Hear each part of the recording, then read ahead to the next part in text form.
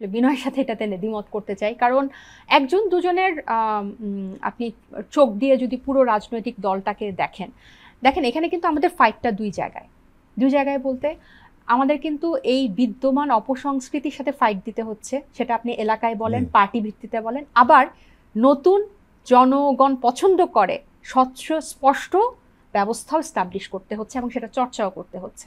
So আমাদের ফাইটটা কিন্তু দুই জায়গায়।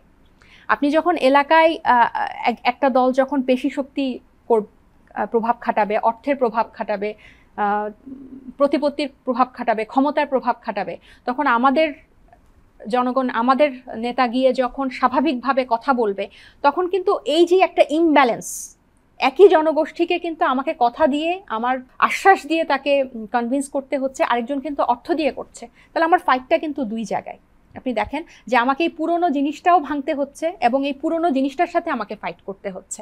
সো বাংলাদেশের আসলে আপনি যে কথাটা বললেন যে আওয়ামী লীগের বৈশিষ্ট্য ঢুকে গেছে, আমি বলবো যে ভোটারদের মধ্যে বা জনগণের মধ্যে এই ধরনের একটা ইমেজ ঢুকে গেছে যে রাজনৈতিক দল মানেই অনেক প্রভাবশালী কিছু, এরা কখনো জনগণের ভালো করে না, এরা মানে এই প্রভাবটাই দেখায় বা এই পেশি শক্তিটাই দেখায়, তাদেরকে ভয় পেয়ে চলতে হবে।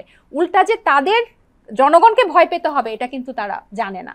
তো এই মানুষকে যে বোঝানো যে আপনি আপনার প্রতিনিধি, আমি আপনার সেবা করব, আপনি এটা হয়েছে ভোটাধিকার নষ্ট হয়ে যাওয়ার কারণ। এবং এই 15 বছর কিন্তু এটা ছিল না, 15 বছর কিন্তু কম সময় না। সো পুরো মানে ভোটারদের, সাধারণ জনগণের যেভাবে নষ্ট হয়েছে এবং এই আওয়ামীকরণ বলেন বা বিরাট মানে একটা অপসংস্কৃতির একটা অনুপ্রবেশ বা পুরো স্টাবলিশমেন্ট, অনুপ্রবেশ বলবো না, স্টাবলিশমেন্টও হয়েছে। সো আমাদের ফাইটটাগুলো বিভিন্ন স্তরে স্তরে।